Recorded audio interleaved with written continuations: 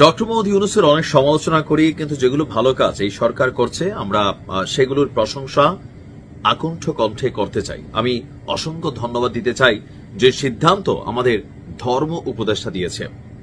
বাংলাদেশ ৯৫% মুসলমানের দেশ, কিন্তু এই দেশে মুসলিমে যত পরিমাণ ফেরকা, যত পরিমাণ অপমান করা, যত পরিমাণ গুজব ছড়ানো, নিজের স্বার্থের জন্য আরেকজন মুসলিমকে একদম হিন্দু বানাই ফেলা, খ্রিস্টান বানাই ফেলা, ইয়াহুদি বানাই ফেলা, এই যে খেলাগুলা এগুলো আমরা করছি। আর এই ৯৫% মুসলিমের দেশে অলিতে গলিতে অসংখ্য মসজিদ আছে। আপনার এলাকার মসজিদ কমিটির সভাপতিকে ৫ ওয়াক্ত নামাজি, আপনার এলাকায় যিনি মসজিদ কমিটিতে যারা কানেক্টেড, এদের মধ্যে প্রত্যেকের চরিত্র কেমন আপনি একটু চোখ বন্ধ করে খেয়াল করলে দেখতে পারবেন কারা মসজিদ কমিটিগুলোতে জায়গা পায়। আর আরো একটা বিষয় হচ্ছে, এদেশে মসজিদ এবং স্কুলেও আমি সেম দেখেছি ক্ষমতার পালাবর্তনে ঠাস করে রাজনৈতিক প্রভাবযুক্ত ব্যক্তিরাই বিভিন্ন মসজিদ, মাদ্রাসা, এলাকার যে ধর্মীয় প্রতিষ্ঠান বা শিক্ষাঙ্গনগুলোতে তারা বড় বড় কমিটিগুলোতে নিজেদের পদ পদবি বাগিয়ে নেয়। আর আমরা লোকাল পিপল হা করে চায়ে থাকি। তবে কঠিন সিদ্ধান্ত আসতে যাচ্ছে ইউনূস সরকারের পক্ষ থেকে, বিশেষ করে ধর্ম উপদেষ্টা তিনি যেই বক্তব্য দিয়েছেন যে আগামীর বাংলাদেশে মসজিদ কমিটি হবে রাজনৈতিক প্রভাব মুক্ত। এখন আসলে এই সিদ্ধান্তটাকে বাস্তবায়ন করা কতটুকু সহজ, বিষয়টা ততটা সহজ না। কারণ জাতি হিসাবে আমরা যারা জনগণ আছি, আমাদের ভেতর থেকে অনেক কিছু আমরা পরিবর্তন করতে পারবো না। তবে সরকার চেষ্টা করছে কিছু ক্রাইটেরিয়া ক্রিয়েট করার। অন্তর্বর্তী সরকারের ধর্ম উপদেষ্টা ডক্টর আফম খালিদ হোসেন বলছেন যে আপনার বাংলাদেশে যে মসজিদগুলো আছে সেই মসজিদগুলোতে নতুন করে কমিটিগুলোর জন্য একটা রুলস রেগুলেশন সরকার মোটামুটি চূড়ান্ত করেছে, খুব শীঘ্রই সেটা সামনে আসতে যাবে।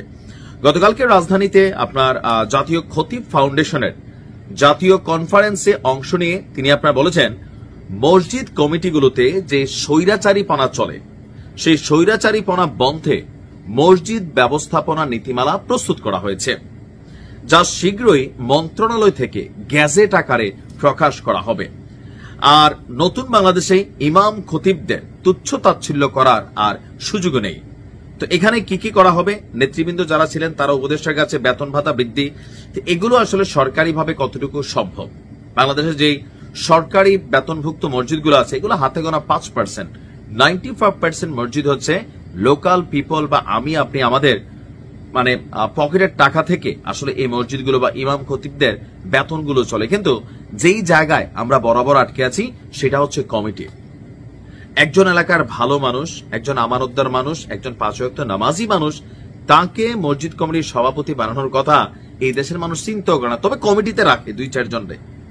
আর বাকি কারা হয়, ম্যাক্সিমাম সময় এলাকার চেয়ারম্যান অথবা মেম্বার অথবা এলাকার মধ্যে পয়সাওয়ালা প্রভাবশালী। তিনি আসলে কি হারাম কামাই করেন না হালাল, ফ্যাক্ট না। তিনি কি গুন্ডা নাকি ভালো, ফ্যাক্ট না। এইগুলো আমরা দেখার টাইম নাই। জাস্ট হচ্ছে কোন সরকার ক্ষমতায়, যেই সরকার ক্ষমতায় ওই দলের যিনি প্রভাবশালী ব্যক্তিত্ব তিনি এসে মসজিদ, মাদ্রাসা, স্কুল বিভিন্ন জায়গাগুলোর কমিটির মধ্যে তারা বৈশা যান। তবে এখন নীতিমালাটা কি তৈরি করা হয়েছে সেটা সম্পর্কে বিস্তারিত গ্যাজেট আসলে বোঝা যাবে। যদি গ্যাজেট আকারে আসে এটা মানতে বাধ্য হবে, কারণ এটা আইন হিসাবে সামনে আসবে। আমি চাই এটা আইন হিসাবে আসুক, যেটা উপজেলা প্রশাসনের পক্ষ থেকে বাস্তবায়ন করা হবে। এটা খুবই সুন্দর পদ্ধতি যদি হয়। তবে ওই যে বললাম না যে যত কিছুই হোক আমাদের লোকাল এলাকার লোকাল পিপল, লোকাল ব্যক্তিদেরকে ছাড়া আমরা আসলে কতটুকু সরকারের এই আইনটাকে পালন করতে সক্ষম হব। আমরা নিজেদের মন মানসিকতার মধ্যে পরিবর্তন করতে হবে যে মসজিদ কমিটির সভাপতি কাকে বানানো উচিত। সিদ্ধান্ত আপনার, সরকার আইন করতে পারবে, বাস্তবায়নের দায়িত্ব আপনার। ভালো থাকুন।